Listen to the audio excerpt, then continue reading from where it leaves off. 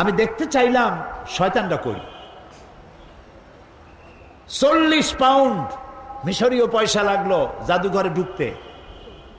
আমরা ঢুকতেছি, ঢুকে দেখলাম শয়তান কই, গুড়ি সব জায়গায়, বিশাল জাদুঘর। জিজ্ঞেস করলাম আসলটা কই? বলল যে তিনি দোতলায় আরাম ফরমাচ্ছেন, ওনারে দেখতে হলে আরো 40 পাউন্ড দেওয়া লাগবে। তো চিন্তা করলাম এটা কি অপচয় হয় নাকি? পরে দেখলাম আল্লাহ তাআলাই তো বলেছেন, কুল সিরু ফিল আরদ ফানজুর কাইফা কানা আকিবাতুল মুকাজ্জিবিন। আমার দুনিয়া ঘোরো আর আমার সত্যের অস্বীকারীরা তাদের পরিণতি আমি কি করেছি চোখ দিয়ে দেখো।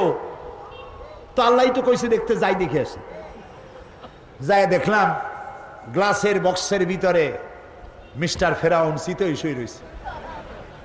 জীবনে তো শয়তান দেখি নাই, আমার মনে হয়েছিল শয়তান যদি দেখতাম মনে হয় এইরকমই হইতো। চোখ দুইটা এখনো আছে, মাথায় কয়েক গাছে চুলও আছে, হাতের নখও কয়েকটা আছে, গলাটা এরকম চিকন, বডিটা কাপড় দিয়া জড়ানো। আহারে ফেরাউন, কি জ্বালান জ্বালাইছ। মুসা আলাইহিস সালাম অনেক সময় তাকায় দেখলাম, আমার মন ফিরে গেল 3500 বছর আগের কোরআনের পাতায়, ইতিহাসের পাতায়। এই ফেরাউন মুসা আলাইহিস সালামকে তাড়া করেছে। মুসা আলাইহিস সালাম সাগর তীরে বসে আছেন। সাথীরা বললেন, ইয়া মুসা ইন্না লামুদরাকুন, আমরা তো পাকড়াও হয়ে গেলাম।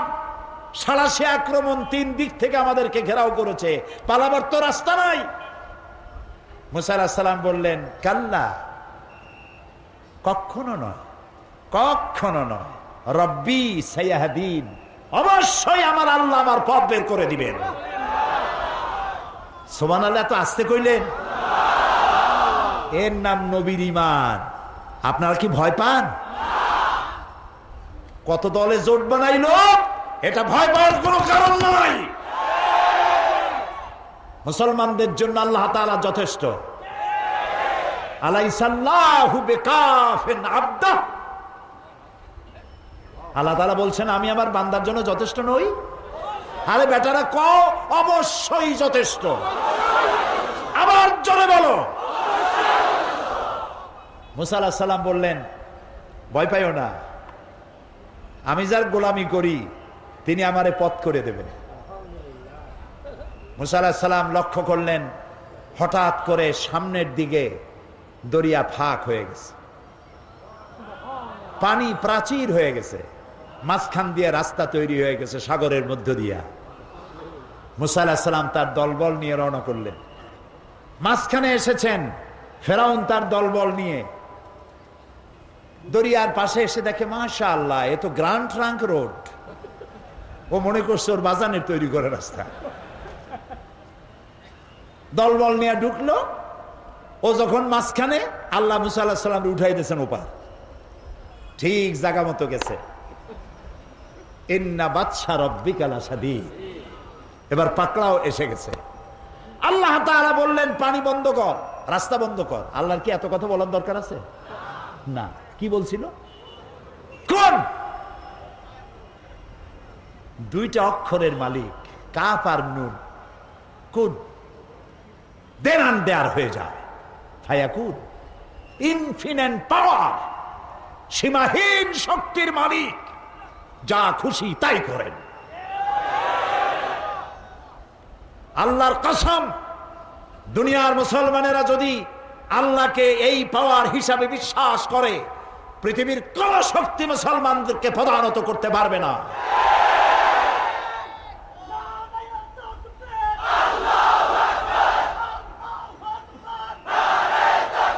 বাস, রাস্তা বন্ধ হয়ে গেল।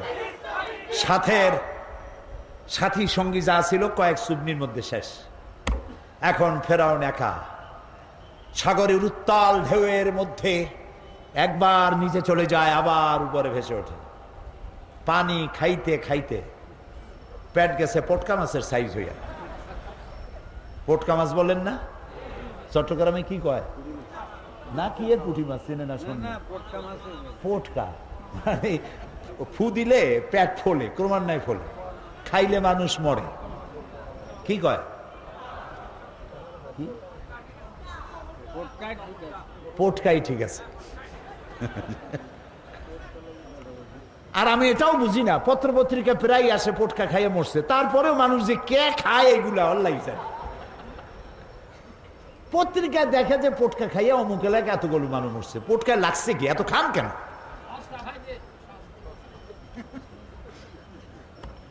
সস্তা পাইলি খাইতে হবে। আচ্ছা যাই হোক, ফেরাউন দেখলো আর তো উপায় নাই। ফেরাউন বলছে আমানতু আন্নাহু লা ইলাহা ইল্লাল্লাযী আমানাত বিহি বানু ইসরাঈল। ও আল্লাহ, আমি ঈমান আনলাম ওই ইলাহের উপরে যার উপরে ঈমান এনেছে বনি ইসরাঈলেরা। আল্লাহরে বুঝাইতেছে যে তুমি যদি না বোঝো তাহলে তুমি এভাবে বোঝো যে বনি ইসরাঈলেরা যে আল্লাহর উপর ঈমান আনছে আমি কিন্তু সেই আল্লাহর উপর ঈমান আনছি। ও আনা মিনাল মুসলিমিন, আর আমি তো মুসলমান আল্লাহ, এরপরেও তুমি আমার চুবাও কে? আল্লাহ তাআলা বলছেন আল আন, এখন ওয়াকাদ আসাইতা ক্বাবলু ওয়া কুনতা মিনাল মুফসিদিন। দেখেন আল্লাহ তাআলার বাচন ভঙ্গি কি সুন্দর। ফেরাউন বলতেছে আনা মিনাল মুসলিমিন, আমি হলাম মুসলমানদের একজন। আল্লাহ কয় ওয়া কুনতা মিনাল মুফসিদিন, তুই তো সন্ত্রাসী। কি আর মুসলমান, তুই তো সন্ত্রাসী। সারাটা জীবন আমার নবীকে জ্বালাইছো, আমার গোলামদেরকে জ্বালাইছো। বেটা তোরে আজ আমি ছাড়বো না, তোরে মারবো, তুই মরবি, তবে তোর শরীরটা বাঁচাবো। আলিয়াউমা নুনাজ্জিকা বিবাদানিক, আমি তোর শরীরটারে বাঁচায় দেব। পানিতে নষ্ট হবে না, জলচর প্রাণীরা খাবে না, মাটিতে নষ্ট হবে না, পোকা মাকড়ে খাবে না। আমি তোরে শুটকি বানাইয়া রাখবো কিয়ামত পর্যন্ত, যাতে পৃথিবীর সব স্বৈরাচারেরা তোরে দেখে যেন শিক্ষা নিতে পারে। ওই আল্লাহ আছে না নাই? আরো জোরে বলো, সেই আল্লাহই আছে।